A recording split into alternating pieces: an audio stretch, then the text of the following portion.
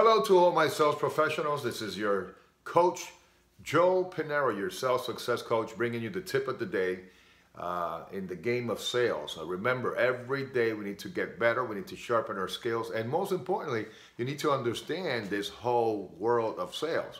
And the topic today is handling objections. Handling objection is one of the most important processes that you need to learn how to manage in your sales presentation. Again, there's a lot of people that are going to be throwing objections at you. Unfortunately, some salespeople don't have a strategy, don't have an idea. They get caught blind on this topic here a little bit, which is unfortunate. However, here we are to sharpen our skills, give you some ideas, some things to think about in regards of objections. First of all, to be able to handle an objection and learn that concept, you need to know what an objection is. And of course, in the natural state, an objection is somebody objecting to the point that you are trying to make. Objecting to the presentation, objecting to your pitch. So it's important that we have an idea what the objection is all about and what is behind the objection. Of course, there's 4 types of objections. 4. Okay, number 1, I'm going to call them excuses. Excuses are a type of an objections, right? They're objecting to the point.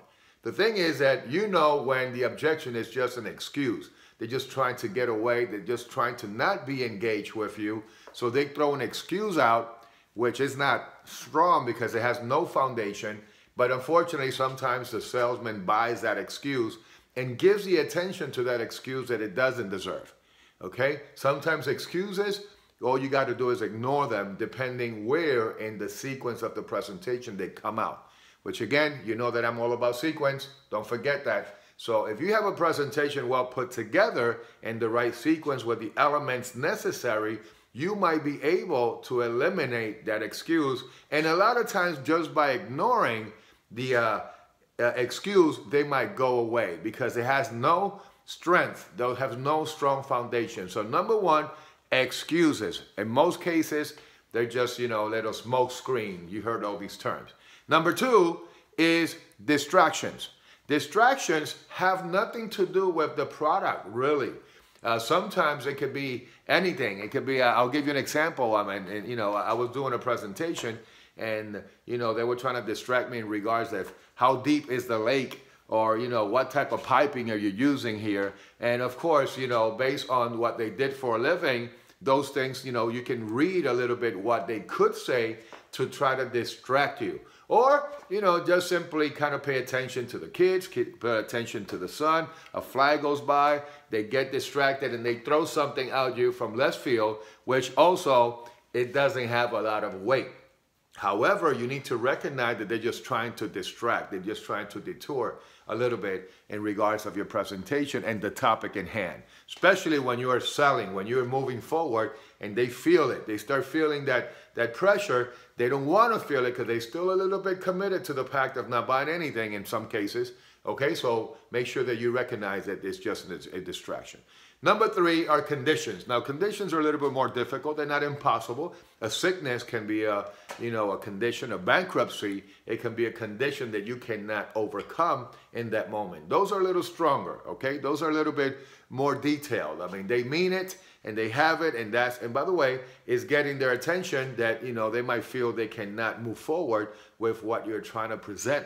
In other words, they cannot buy somehow, okay? But we got to be diligent to understand what a condition is. Like I said, a sickness, or, there's some, bankruptcy, something that is happening that is really, really very, very difficult to overcome in that moment. Okay? And number 4, I call them true objections. And the true objections have everything to do with money. In other words, I'm interested in the product. I see the benefits. I get your point. I'm in. However, guess what? The money, I don't think I can afford it. I don't think I can pull this transaction off. I don't think that, it has nothing to do with your trust. It has nothing to do with the need. It has nothing to do with your help. It has nothing to do with wanting to buy right now. It has to do with the capability of them pulling off this transaction. And those are true objections. They might be worried because when they add the numbers up, this can get in the way of other things. However, if they are considering of purchasing your product and you see or you hear these objections coming out, Somehow we feel pretty good about it because we know we did our job. However, we got to look for a way or help them look for a way to get involved with us today and now. Again, 4 types of objections: excuses, distractions, conditions. But the one that we want to narrow down to is the true objection of money. Remember, there's 5 reasons people don't buy: no trust, no need, no help, no hurry. However, no money. I cannot teach you how to tell them they have no money. But if they want the product, they love the product, and they feel the urgency of acting now, at the end, the negotiation is going to be all about money.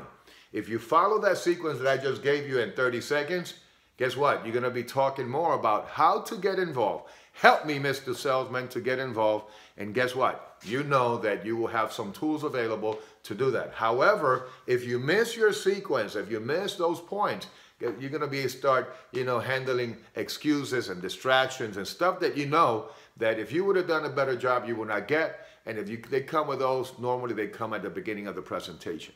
You should not be getting excuses at the end of the presentation if you did a correct presentation, well designed. Again, listen, before we can start handling objection, which I'm going to do a chapter on that, we're going to do a little video on how to answer to even the excuses, which we don't need to, but sometimes we have to have an intelligent way of rebuttaling the back. But remember, I'm not here to argue with the people at the end. My presentation is going to take you the funnel down to a negotiation, not to an argument. If you do things correctly, you're going to be negotiating more than you're going to be arguing. And guess what? More sales. More sales means more money, more success. And that's what we're here for. Again, this is your coach, Joe Pinero, your sales success coach, bringing you the tip of the day. And don't forget, go for it with passion.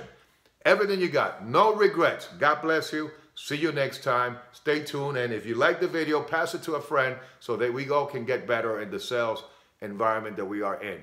The best profession in the world. God bless you. Have a great day, and I'll see you soon.